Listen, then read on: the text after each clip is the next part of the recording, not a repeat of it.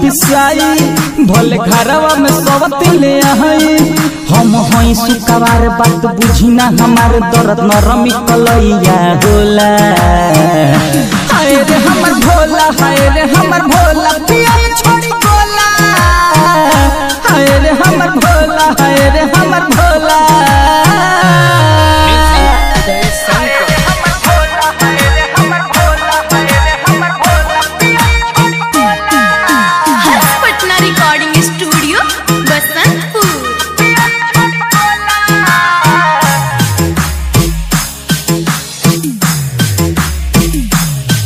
हमरा करम में लिखल बाबे दुखन जी नहीं पूछो के देने रंग सुखन जी नहीं घर ना दुआर बाट पत्थर पहाड़ देख दिलवा में दुख बड़ी होला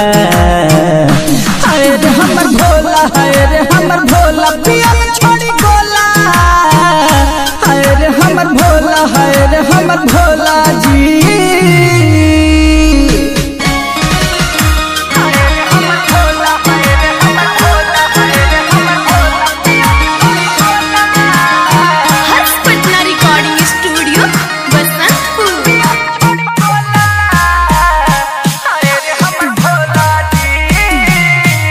जदि मानव ना हमरो कहानवा जी रहन सिखली है दोनों ललनवा जी स्वामी होई रउआ बेस्ट हम करी रिक्वेस्ट कभी मासूम लकी राजा भी बोला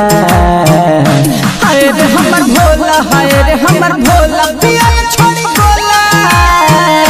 हाय रे हमर भोला हाय रे हमर भोला जी नहीं हमरा से भंगिया पिसाई भले घरवा में सबती ले आई हम हई सुकवार बात बुझी ना हमार दर्द नरमी कलैया होला हाय रे हमर